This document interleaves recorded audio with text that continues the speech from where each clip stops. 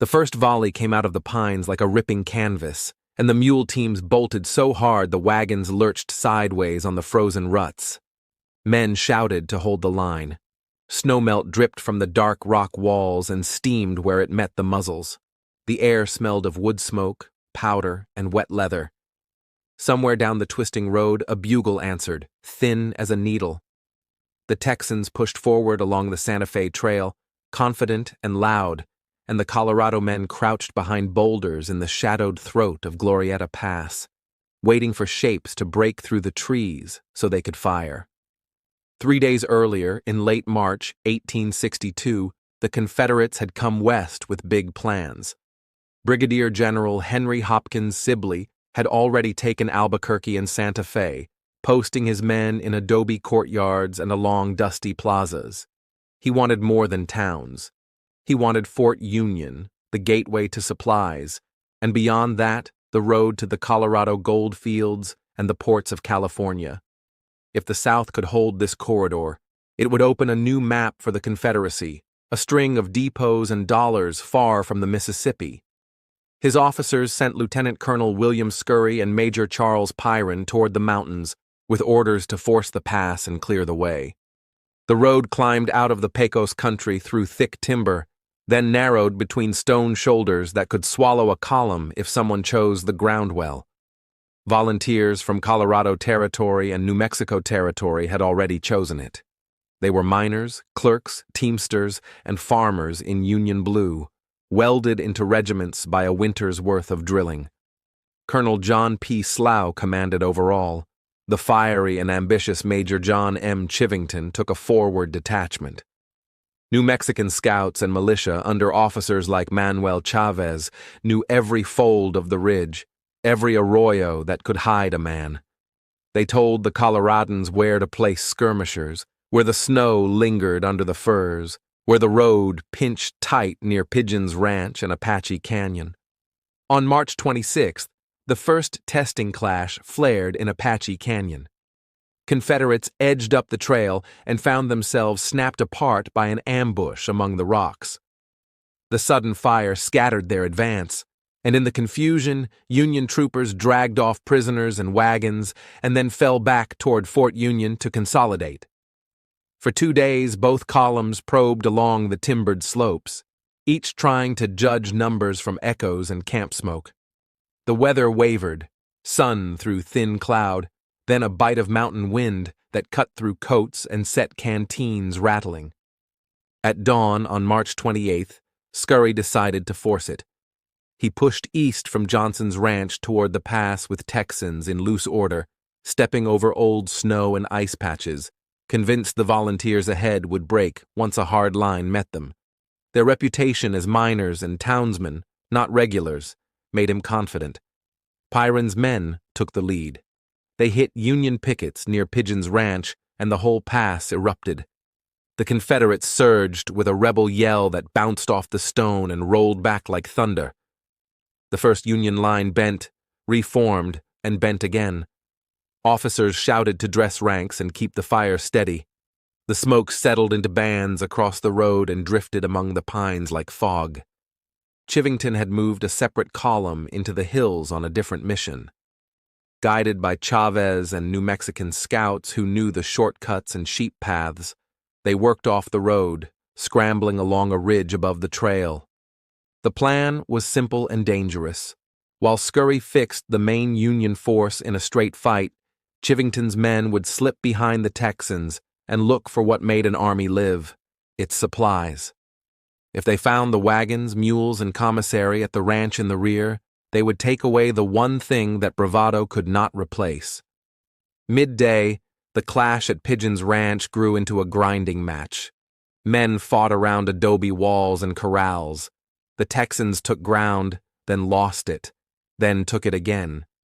Several Union officers went down.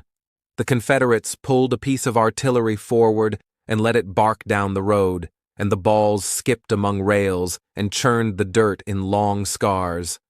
The Coloradans replied with their own guns, smoke coughing from the muzzles, recoil biting into the hardpan. The fight felt close enough to touch. Ammunition ran in buckets from the limbers. A chaplain moved among the wounded with his sleeves rolled and his face set. The pass was a wind tunnel of echoes and shouted orders. Miles to the west, Chivington and his men crawled the last yards to a vantage point and saw exactly what they had hoped to see. Wagons, stacks of flour and corn, spare ammunition, blacksmith tools, tents, extra clothing, and the long, rope-tailed shape of the herd that kept a column moving. The Texans had left a guard at Johnson's ranch, but not enough to stop a fast strike delivered with surprise and conviction. The New Mexicans led the way down. The first shots cracked like snapped twigs. In minutes, the defenders were scattered. Axes flashed, fire took hold, wheels burned, canvas curled, and barrels burst with sharp pops as heat got inside them. Men cut loose mules and slapped them into the trees, where they vanished at a panicked run. In the smoke and noise, Chivington's troopers drove off what they could not destroy. When they rode back toward the pass, a black column trailed behind them like a signature. Back at Pigeon's ranch, the main fight reached the point where one hard push would decide it. Scurry threw his Texans forward again. They hit and rolled the Union line back toward the buildings. It looked for a moment like the Confederates might punch through and plant their flag on the far rise. Then the news began to seep along the ranks. Rumor at first, then certainty. The train was gone. The animals were scattered. Everything they needed to stand in the mountains for another day had burned. Scurry faced the fact no commander could outshout. Without food, cartridges, blankets, and fresh teams, he could not hold the pass, let alone march on Fort Union. The Texans still had fight in them, but they were now a force cut loose from their lifeline. The order to pull back passed down the road. Federals pushed after them just far enough to make sure the retreat was real, then let the mountains do their cold work. Sunset came early in the timber. Wind chased smoke across the trail and rattled the dry grass on the slopes. That night, the Confederates fell back toward Santa Fe with wounded in wagons that jolted over every stone. They left behind men buried shallow in the frozen dirt, and others wrapped in blankets near the ranch structures, marked for later. In town, word carried through the plazas before the columns arrived. Civilians stood at corners and watched the men who had promised to bring a new flag to the mountains limp in with soot on their faces and emptiness in their eyes. Over the next days, Sibley's ambitious campaign unraveled, not in a last stand, but in a long, starved retreat south along the river, then through Mesilla, and finally back into Texas. The desert took its share. So did disease, cold nights, and worn-out mules that stopped moving and never got up again. For the Union side, the field at Glorieta Pass felt like a near-run thing. Battered lines, hard losses, a narrow hold on a vital road. But the result was decisive. Fort Union remained in federal hands. The Colorado Volunteers, the New Mexican militia, and regulars together had not only held the pass, they had ripped the spine out of the Confederate push by destroying what sustained it. In Army reports, the victory read like numbers and positions. In campfires afterward, it sounded simpler. They burned the wagons, and the invasion died. Years later, veterans described small details that never left them. The way sound behaved in that narrow cut, as if the mountains swallowed and threw back every command. The feel of ice under dust, where the sun hadn't reached all winter. The crash of a wagon going over when the team panicked. The sudden silence after a volley.